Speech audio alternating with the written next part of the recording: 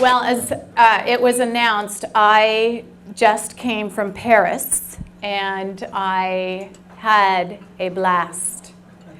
And, it was quite an experience. As you can imagine, the United Nations pulled the same old tricks as they always have.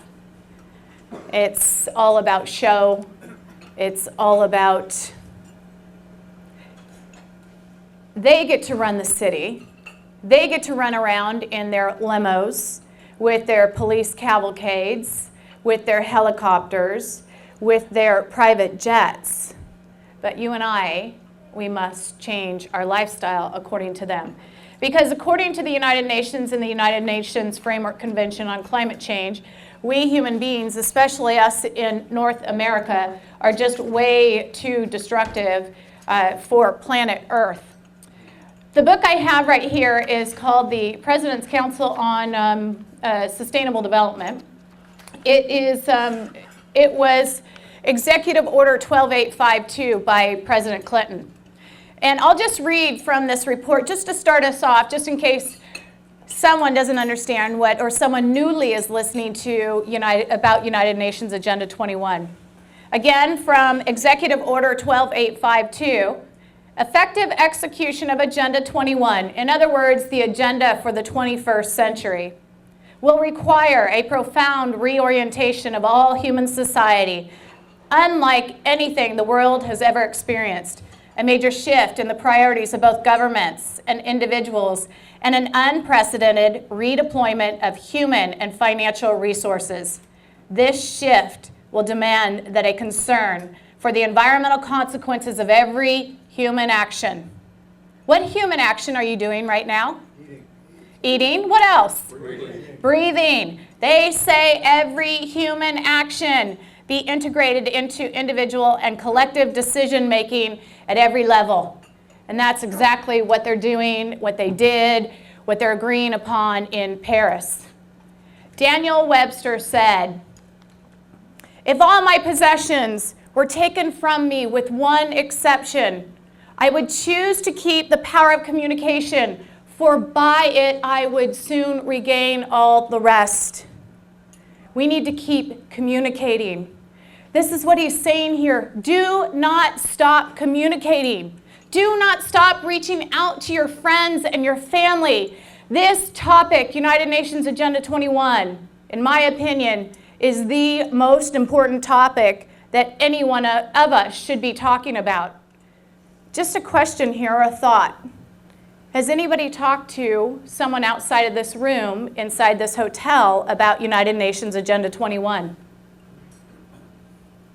Every single hand should be up.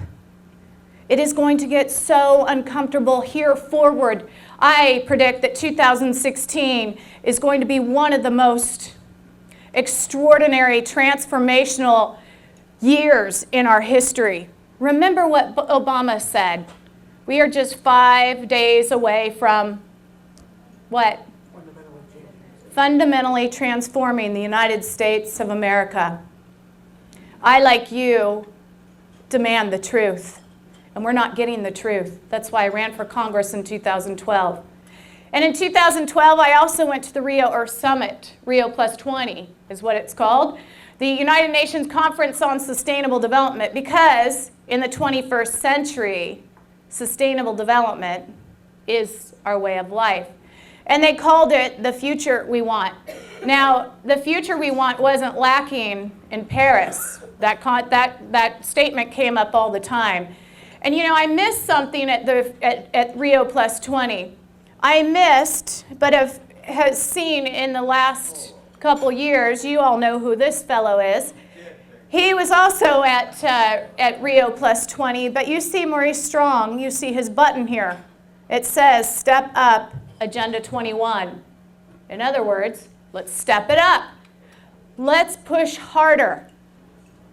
Well, here's my little take on Paris. I just finished it today, and it's just a little slice of what you could have seen if you joined me in Paris. And I'm not a movie director, but I was sitting next to one, or a movie producer, or what do you call yourself? filmmaker, I'm not that either. But anyway, this will just give you a little idea of what I saw. And I have hours and hours of video. I have tons of pictures. But hopefully this just gives you a little sneak peek about some of the things that I saw while I was in Rio.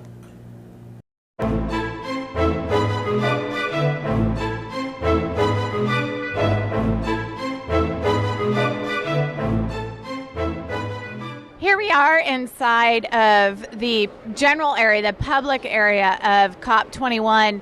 And to my right over here is a plywood, a tree, and people can come and write notes to the earth. So you could see that people are writing notes like, "We are not drowning, we are fighting to stay alive." Oh, check out this one. It's our time to move the environment movement forward relentlessly, like a Terminator, like Arnold Schwarzenegger. We just have arrived in Paris for COP21, and there will be all kinds of great action. There's great enthusiasm.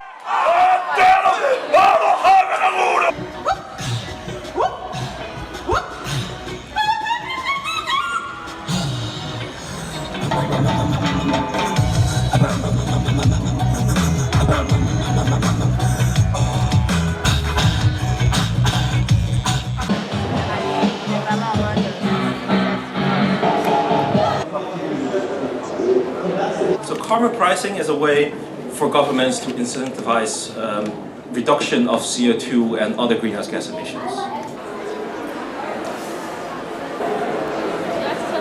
See, we are a US NGO and we do behavior change communications. What would be the ideal population based on sustainable development? If there was an ideal population number, it's unlikely that we'll be able to get back to it. I think we have surpassed it, and it's unlikely that we can return to it, but there's certainly a stabilization that we can hope for.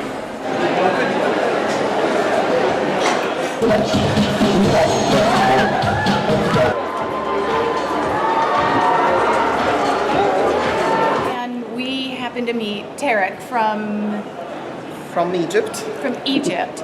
And Tarek, we just started talking to him, and Tarek is just like us. He has concern. I came here to find out what is being said, and the books I've gathered are like, as I told you, are collecting evidence.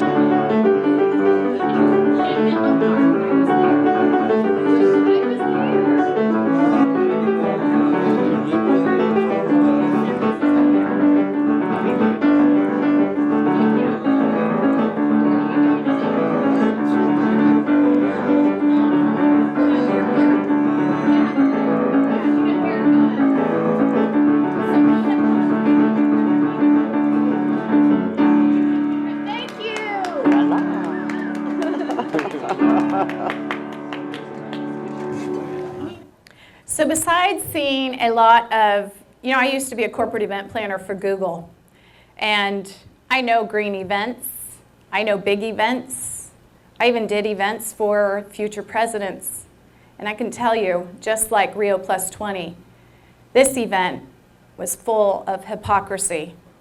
They brought in subflooring, they brought in lighting, they brought in heating, they brought in air conditioning, they brought in specialty lighting. There was so much food around COP convention or conference of parties that the waste was absolutely enormous. Planes being, private planes being, and jets and helicopters. It was unreal. Just like Rio Plus 20, there were buses idling for hours waiting to pick up attendees. There were cops all over. Every corner around COP21 had 5, 10 cops on a corner, no joke, many of them with machine guns. And we little people could not go into the blue zone, highly protected. I could only go into the general area. But a group that was able to go into the blue zone is CFACT. It's Craig, many of you know Craig Rucker, many of you know Climate Depot, Mark Morano, he's often on news media talking about the whole climate change. And the other thing that I got to go do while I was in Paris, and this was one of the reasons why I really this sealed the deal, why I wanted to go and spend my own money and my own time going to this conference, is because I wanted to see the red carpet premiere of a new film coming out in 2016 called Climate Hustle. So I'll give you a little sneak peek of what CFACT and Climate Depot came up with. Oh, by the way, prior to the premiere, I spent the entire day with scientists, and including Lord Monckton. I was with rocket scientists, climatologists. I was with mathematicians.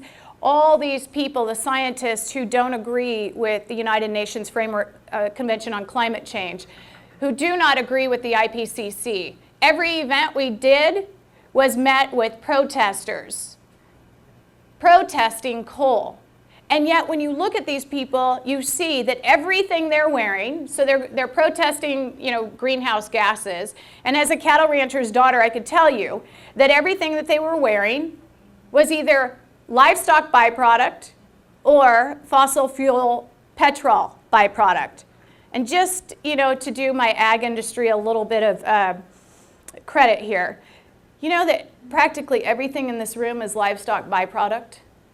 The asphalt out on the street, the tires that you drive on to get here on the asphalt is livestock byproduct. The two things that the United Nations, the two greenhouse gas categories that the United Nations and the IPCC are going after are methane and petrol, fossil fuel. So if we are to divest from fossil fuel and we are to divest from greenhouse gas emitters like methane, can you imagine the impact on our daily life? It is going to be extraordinary. This is a quick clip from what happened. You'll see that it's from YouTube, and I do this because I want you to see that you can also find this on YouTube. So anyway, here we go. We're here on the streets of downtown Paris, and we're about to have our movie premiere tonight, which is Monday, December 7th. We're going to have our big red carpet premiere. This morning we're greeted with wanted posters. We are being called the criminals de climate, climate criminals, and these wanted posters are all over the city. Hold that for me, please. Hi, I'm Mark Morano. Welcome to the world premiere of Climate Hustle.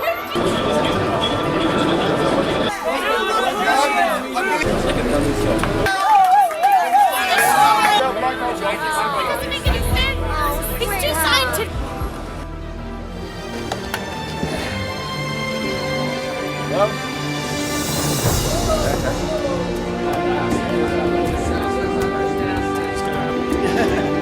All right.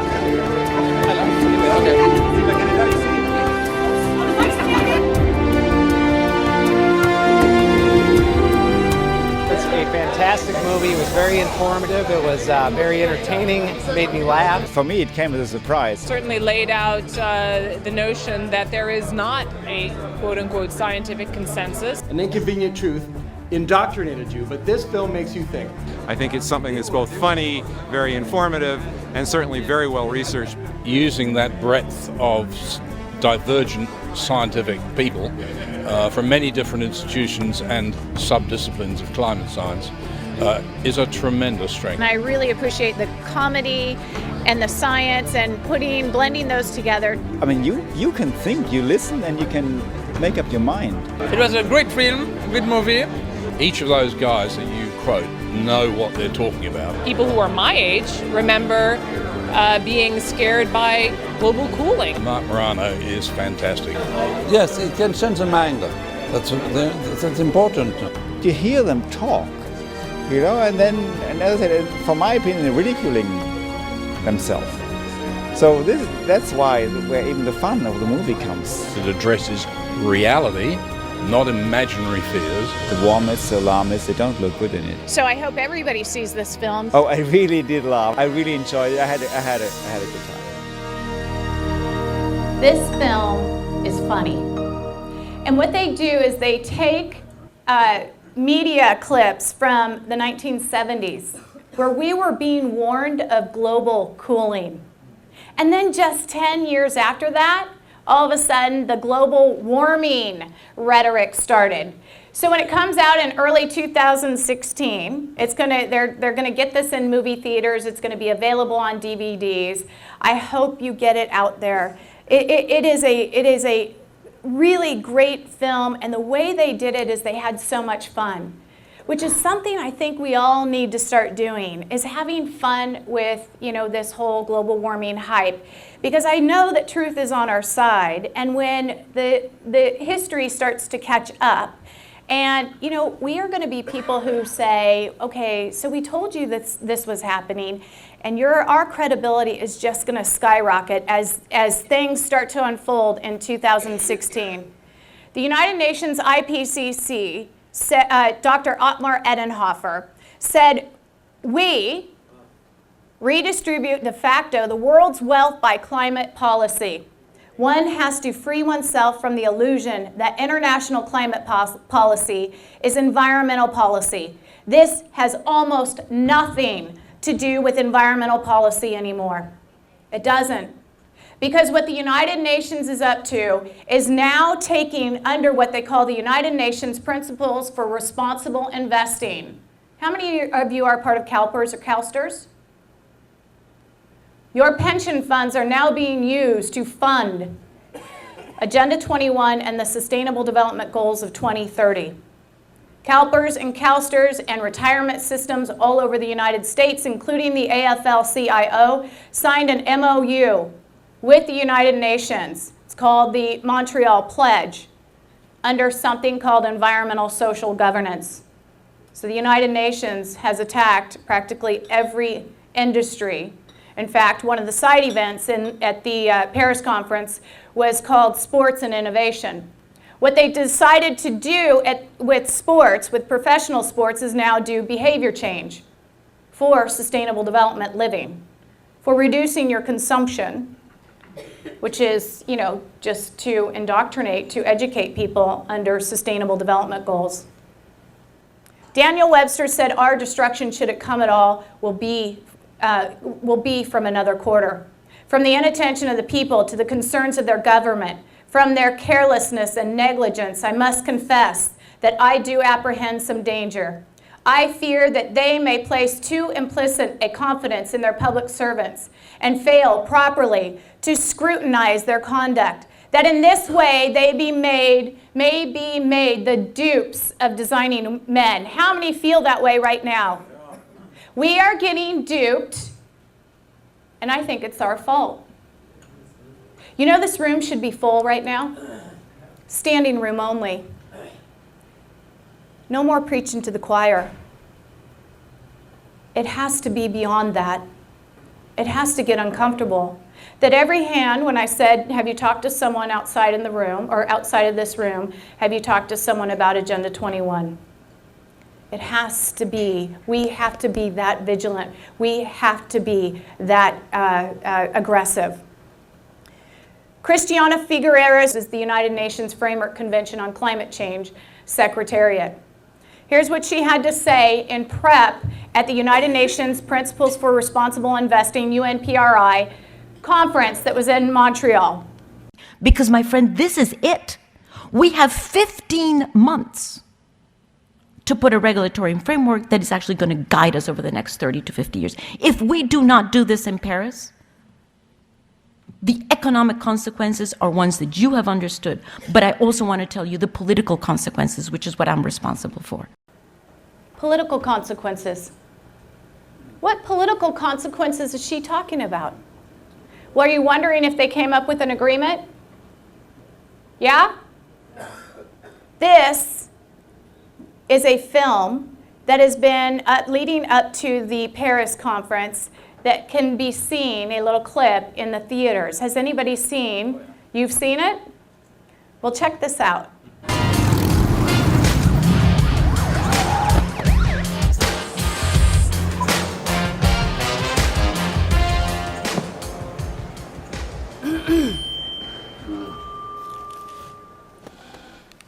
We have a plan. The global goals for people and planet.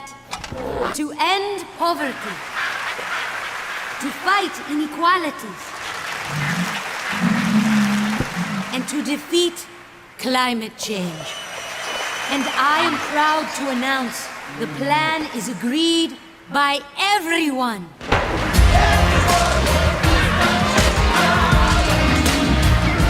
The United Nations has launched a plan to fight poverty, injustice, and climate change. Tell everyone. Join us at globalgoals.org.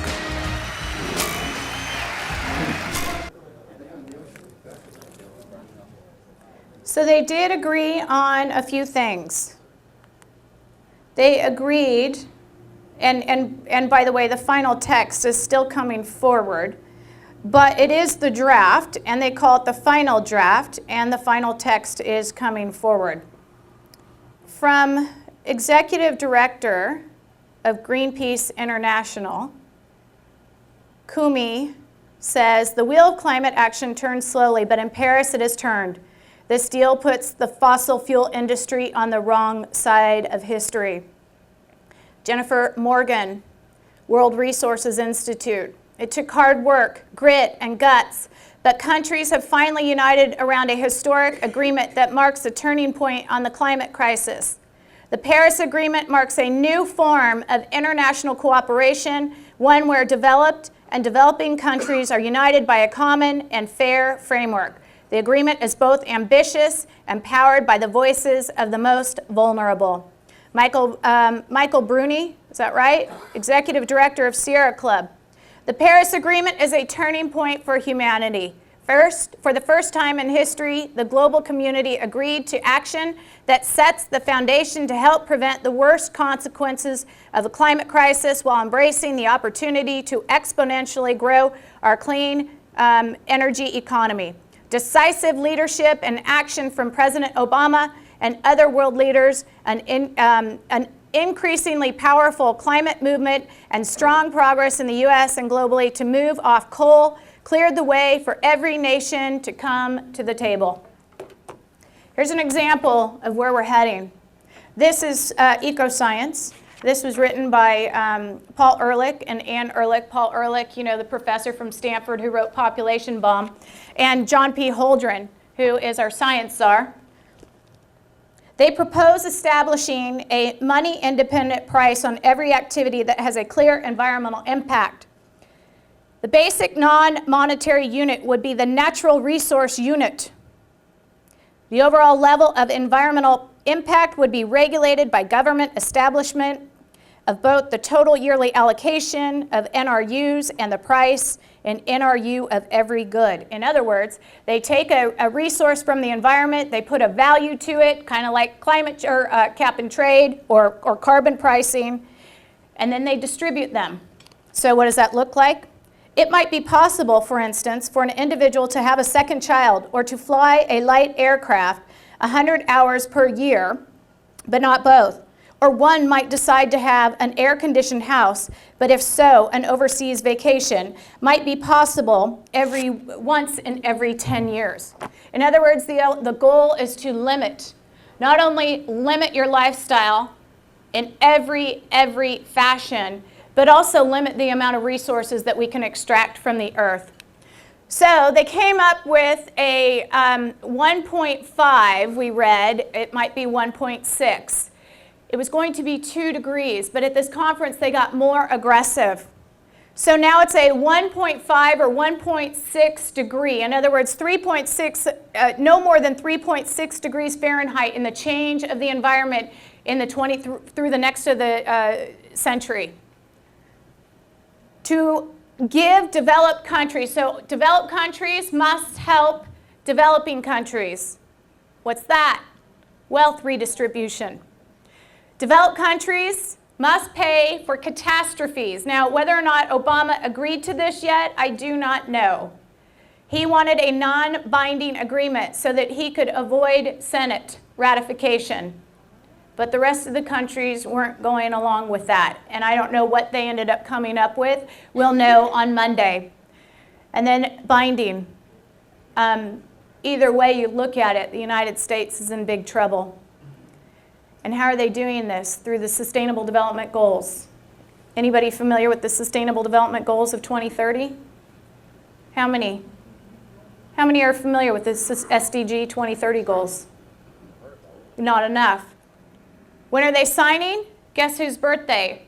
It's Earth Day, which is Marxist Lenin's birthday. You think there's a coincidence? No. So let's just go through some of the Sustainable Development Goals that were signed in New York on September 25th through the 27th. You remember when the Pope was here? Do you remember when Putin was here? President of China? They were all in New York signing on to Sustainable Development Goals for 2030. To end poverty, promote prosperity and well-being for all, protect the environment, and address climate change. In 2015, countries will adopt a new Sustainable Development Agenda and a new global agreement on climate change. Done. Here's the draft, the post. This is actually the final. The 2030 Agenda for Global Action, the post-2015 Development Agenda. In other words, the post-Millennium Development Goals. And you can see this agenda is a plan for action, planet, and prosperity. We are resolved to free the human race from tyranny and poverty. We are determined to take the bold and transformative steps needed to shift the world on a sustainable development path, and no one will be left behind. So what are some of these goals? I just took a few of them, and there's like 130, 60, 180, something like that. Target 1.4 by the year 2030. Ensure that all men and women, in particular the poor and the vulnerable, have equal rights to economic resources as well as access to basic services, ownership and control over land, and other forms of property. Where are they getting this property, I ask you? Do you think that the government is going to give it to them? How about this one? Ensure significant mobilization of resources from a variety of sources to implement programs and policies to end poverty in all its dimensions. Who is the only one who can get you out of poverty? You. Governments keep you impoverished, but you are the only one who can get you out of poverty. Some people choose to be poor. Some people don't want to work, and you cannot force them. But through policy, they are going to end poverty in all its dimensions. How about this one? By 2020, maintain the genetic diversity of seeds. What is it? GMO. By 2030, end the epidemics of AIDS, tuberculosis, malaria. What is it? Vaccinations. By 2020, I love this one, have the number of global deaths and injuries from road traffic accidents. How are they going to do that? They kill you before they take off. No cars? Robot cars. Robot cars? Yeah, they kill you before you depopulate the earth? Right. By the year 2030. Here's another one, achieve universal health care. Single payer system. Do you think that the failure of Obamacare was an accident? Target 4.1 by 2030. Ensure that all girls and boys complete free education. Equitable, quality, primary and secondary education leading to relevant and effective learning outcomes. Who is the one that says, who says whether or not it's relevant to you? Not the government. By 2030, ensure that all learners, okay, these are tied, all learners acquire the knowledge and skills needed to promote sustainable development, including, among others, through education for sustainable development. In other words, from cradle to grave, you will be a sustainable development student. And what is sustainable development? The 3 E's, right? Social equity, environmental justice, and economic justice. And where they all come together, that is what's called sustainable. Eliminate all forms of violence. This is another great one. Against all women and girls in the public and private spheres. Okay, I'm against violence. But if it's happening in someone's home, whether it's yelling, or otherwise, how do you end it in someone's home? In a private place? Protect and restore water-related ecosystems. Under WOTUS, what isn't a water-related ecosystem? Under waters of the United States of America, even the rain dropping off of your roof is considered part of the waters, or they would like to see it part of the WOTUS. So protect and restore water-related ecosystems, including mountains, forests, wetlands, rivers, aquifers, and lakes. That is everything. By 2030, enhance inclusive and sustainable urbanization and capacity for participatory, integrated, and sustainable human settlement planning and management in all countries. In other words, what Michael was talking about earlier, the One Bay Area Plan. By 2020, substantially increase the number of cities and human settlements adopting and implementing integrated policies and plans towards inclusion, resource efficiency, mitigation, and adaptation to climate change. In other words, every area of your life is now included. Because under climate change or climate risk or global warming or whatever they call it these days, the United States is now responsible for the economic disasters, the physical disasters that happen in island nations. If the seas are rising, if a tornado comes, it doesn't matter. It could be a drought, it could be, the next day a flood, and we are now responsible under this accord. Implement the 10-year framework of programs on sustainable consumption and production. In other words, if it's not sustainable, you must not consume it. You must not purchase it. Is this making sense?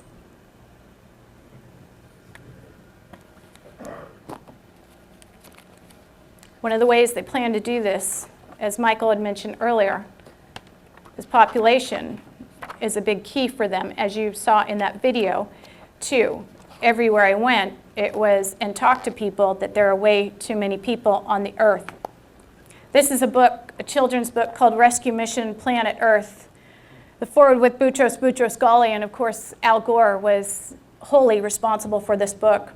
But on page 32, Human World Baby Bomb says, the planet groans every time it registers another birth.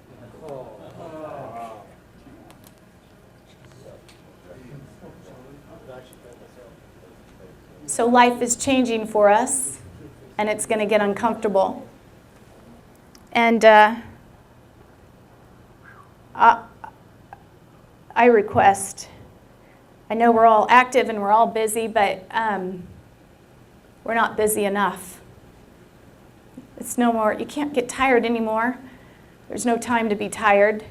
There's no time to, are you all feeling that too? Daniel Webster, one of my favorite, said, make them intelligent and they will be vigilant. We need to be mad, mean, sharing machines. To be educated, to get these Agenda 2030 goals are going to be super, uber important that we understand and share as quickly as we can the devastation that it will be to every single human being on earth. But here in the United States, we know what freedom and liberty is.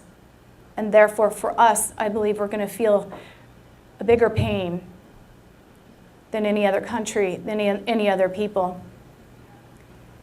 If you do not know your first 5 rights in the First Amendment, you are losing one of them right now. If you are not using them, you are losing them. If you cannot define liberty, you cannot defend liberty. Freedom and liberty are different. They're not the same.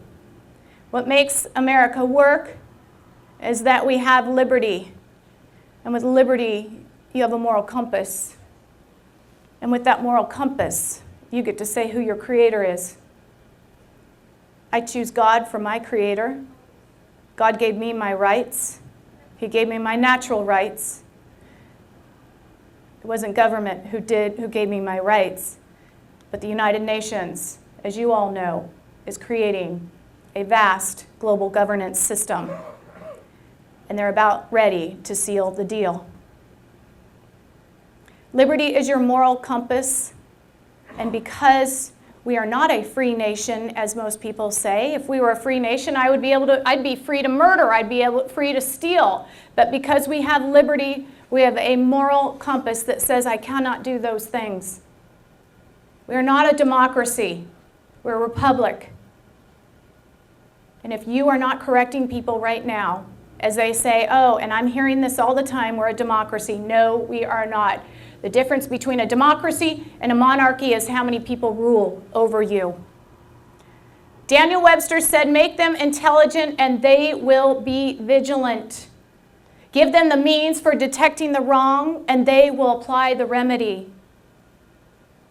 It's time to draw a line in the sand and stand. I know all of you because of who you are and the fact that you're here. And I know each and every one of you would rather die on your feet than live a day on your knees.